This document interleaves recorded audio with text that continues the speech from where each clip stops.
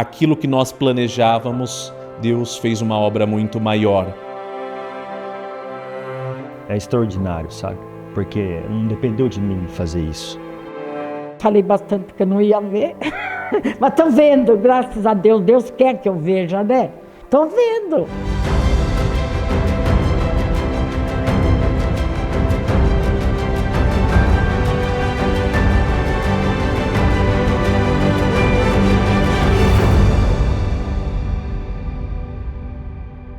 Nesse dia histórico para cada um de nós, em que esta capela, provavelmente do final do século XIX, vai ser reinaugurada.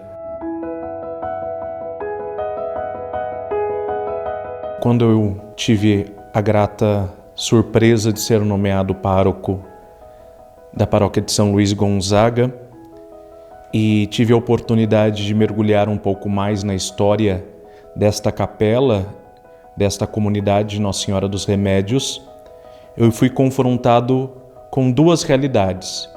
A primeira era a própria da capela, que depois de ter sido destruída pelos cupins, estava como que vazia, estava como que desmontada. Aquilo que um dia foi destruído, agora foi reconstruído graças à generosidade e ao trabalho de cada um dos irmãos. E diante dessa cena também havia uma dor, a dor de ter perdido dois grandes irmãos, seu Zeca, seu Serafim. Mas quando eu cheguei aqui, meu tio já tinha vindo de Portugal, já tinha a capela. Tanto que eu casei dia 2 de setembro e dia 8 teve festa aqui. Os andores iam por aí pelo mato, vinho, sabe? Os andorzinhos. Para mim foi uma realização. Então, de um lado, a estrutura arquitetônica ferida pela destruição dos cupins, do outro lado, uma comunidade que estava um tanto quanto perdida, sem duas grandes lideranças que já tinham sido recolhidas para a glória. Nós decidimos que a primeira grande obra que faríamos seria a restauração desta capela, para que também no seio desta comunidade houvesse uma restauração do sentido de pertença a esta comunidade, a pertença a esta capela, sobre os cuidados da Senhora dos Remédios. Assim diz o Senhor: derramai sobre a casa de Davi e sobre os habitantes de Jerusalém um espírito de graça e de oração. Eles olharão para mim. A arte religiosa é a forma com que o homem fala com Deus. A arte sacra tem esse detalhe, é a forma com que Deus fala com os homens. Porque a arte sacra, ela tem que estar ligada à liturgia, ela tem que se comunicar através da Sagrada Escritura. Naquele dia, haverá uma fonte acessível à casa de Davi e aos habitantes de Jerusalém. E assim, nós temos esse lugar que será daqui para frente ainda mais frequentado, ainda mais querido, e será fonte de todas as bênçãos e graças.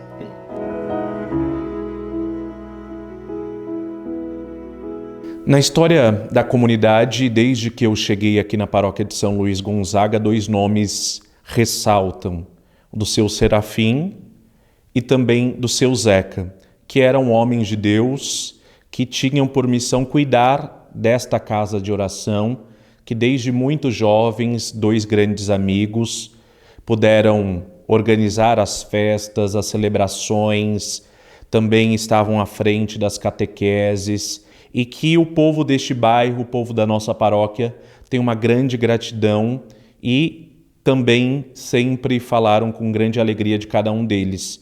O meu marido, quando a minha sogra casou, foi morar em São Paulo. E lá ele teve 3 irmãos. Mas vinham sempre aqui porque a avó morava aqui no sítio onde eu estou hoje. Aí meu marido veio morar aqui no sítio com a avó.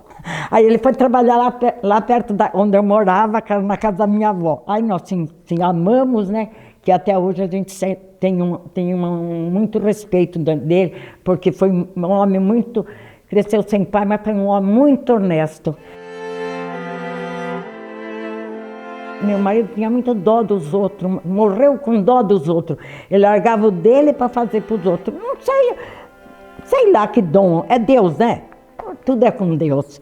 Não tive a oportunidade de conhecê-los pessoalmente, mas os relatos que eu ouço desde que aqui cheguei me colocam diante de dois grandes homens de Deus que muito contribuíram para o crescimento desta comunidade, pelo zelo desta capela e que acredito que na eterna glória intercedem e intercederam pela restauração desta casa de oração. A gente achou até que a gente não tinha competência, a gente queria ajudar, mas não tem compromisso.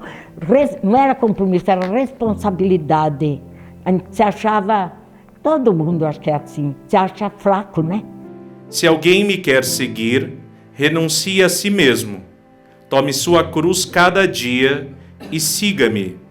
Pois quem quiser salvar a sua vida, vai perdê-la. E quem perder a sua vida por causa de mim, esse a salvará. Ele nunca foi rico, trabalhou muito, muito. Sempre teve uma vida, não digo de rico, mas de moderado. Mas ele nunca foi escravo das coisas.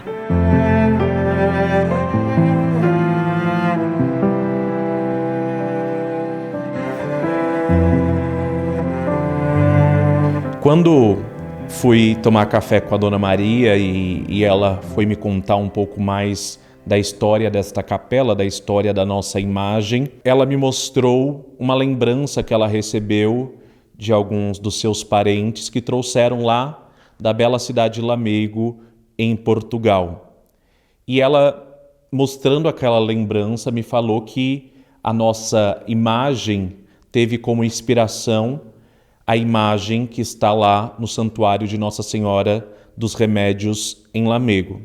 Eu tenho uma pequenininha que veio lá de Portugal, tinha um moço me mandando, é igualzinha essa aí. Mas quando tivemos a última reunião de preparação para a nossa peregrinação rumo às aparições marianas da Europa, eu via que haveria a possibilidade de fazer uma alteração no caminho e conhecer o Santuário de Nossa Senhora dos Remédios lá em Lamego.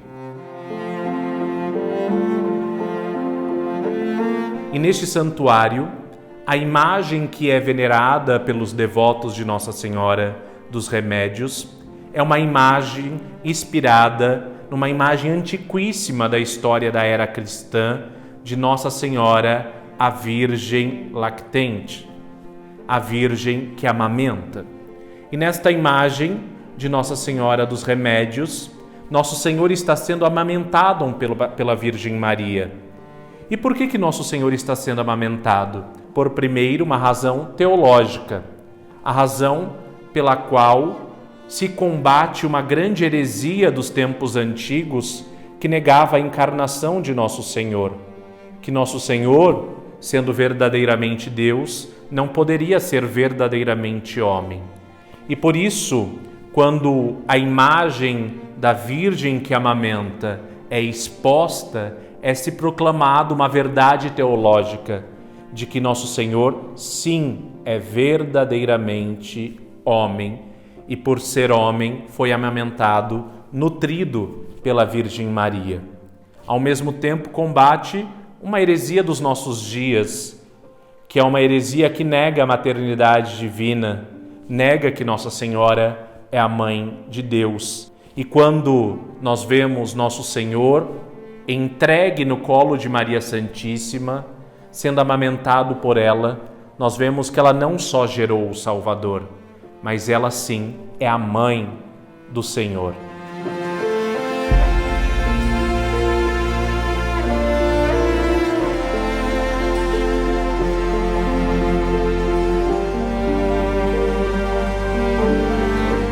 Padre Denis, olha que maravilha de capela que nós hoje podemos fazer essa bênção. Posso imaginar quanto tempo foi sonhado por isso, não é? O sentimento anterior à celebração era um sentimento de apreensão se tudo daria certo, se as coisas funcionariam como estava por nós previsto. Mas durante a celebração, a minha alma se encheu de um grande consolo da parte de Deus, em ver que tudo aquilo que nós rezamos, pensamos, partilhamos e construímos estava efetivamente realizado. Eu fiquei realizado, fiquei. Aquele dia quase não dormi. Eu falava das presenças de Cristo. É assim que a igreja ela se refere ao lugar onde nós nos reunimos para a celebração, o culto. A liturgia é o momento em que a gente tem essas presenças fortes de Cristo. Na porta você já vê esses florais, que são arabescos estilizados, que você tem a porta do Jardim do Éden, e na nave da igreja, onde ficam os bancos, 10 bancos, você também tem uma linha estilizada de arabescos, porque você mostra um caminho do Jardim do Éden. Né? É esse caminho, né, para o Senhor. O JHS é o quê? São os 3 primeiros caracteres gregos do nome de Jesus. E o MA é Ave Maria. E é Ele quem inicia todo o nosso caminho de salvação. Então começamos pela mesa da palavra. No ambão nós temos 2 colunas, verdadeiro Deus e verdadeiro homem. E depois nós temos o cristograma. Mas também, de modo especial, nós vamos fazer agora a bênção do altar. O altar é Jesus Cristo. É presença viva de Cristo. Então ali eu coloquei 6 colunas. Essas 6 colunas, na verdade, elas representam as 7 colunas da sabedoria. Uma delas é o Cordeiro, porque a sabedoria do Espírito do Senhor. O altar de Paulo VI você tem esses detalhes bastante discretos também, que são 4 colunas que representam os 4 evangelistas, mas que faz essa fusão junto com o altar-mor. Ele não esconde, né, os detalhes do altar-mor, onde ele se funde lá atrás, você percebe e parece ser uma única peça.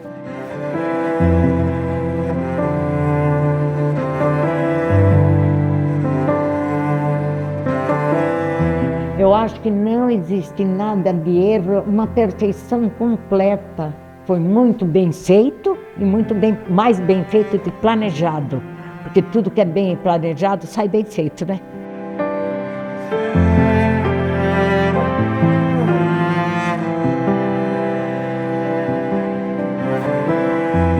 O sacrário, ele tem os elementos ali da hóstia e o trigo e a vinha, né? Com um anjo na porta.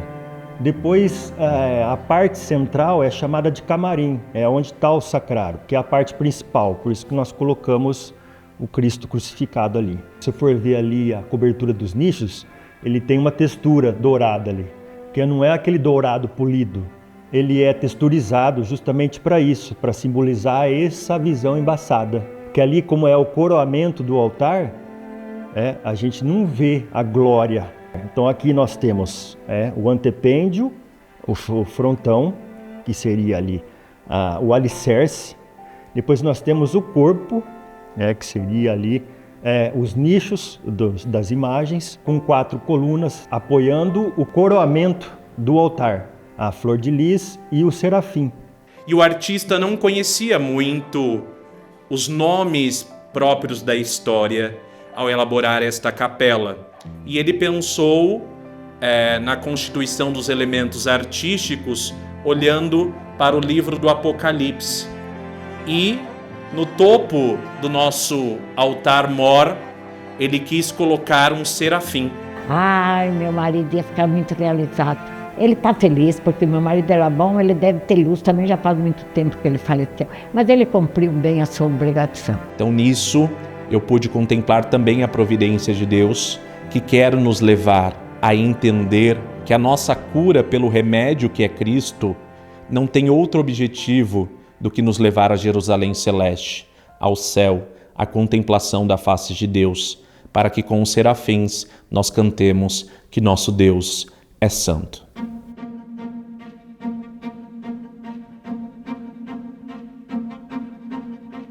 O processo para a restauração dessa capela não foi fácil. Quando começamos a conhecer melhor a estrutura, começaram a descascar as paredes, nós nos deparamos com inúmeras dificuldades. Essa capela estar de pé é fruto de um milagre, é fruto de um querer divino. Tínhamos também conosco o trauma dos móveis de madeira, tanto que por inúmeras vezes eu fiz questão de falar ao artista: não pega cupim esta madeira ela não pode pegar cupim. Porque, graças a Deus, isso foi um trabalho com materiais nobres, né? Tudo aqui é madeira maciça, isso vai durar por muito, muito tempo. O cupim não gosta desse material aqui. Nós temos uma capela de arquitetura antiga, mas totalmente renovada, com sinais de modernidade, sinais de beleza que até então nós não tínhamos contemplado. O porquê que a gente faz isso tudo? Porque as coisas não são simples. Porque dentro da natureza, do que Deus construiu para nós, você não vai encontrar nada, absolutamente nada simples, né? Deus fazendo isso tudo para nós, e nós, o que nós vamos fazer para Ele, né? Nós não somos só desse mundo, nós precisamos fazer aqui para ter o reino do céu, né? Por isso, eu creio que aquilo que Deus operou nas paredes desta igreja, Ele quer operar nas nossas almas, que é a grande transformação de rompermos com uma aparência e vivermos na intimidade um processo profundo de conversão, deixando que Deus raspe. Eu via os pedreiros aqui, cada vez, padre, parece que não vai sobrar parede, porque ia raspando, ela ia caindo, ia raspando, caindo cada vez mais. Às vezes, nós precisamos deixar que Deus possa operar essa transformação em nós, indo até o profundo da nossa existência, para que assim Ele construa um homem novo, para que subindo os degraus do santuário da nossa história, no colo de Maria, nós encontremos restaurados o Cristo, o remédio de nossas almas.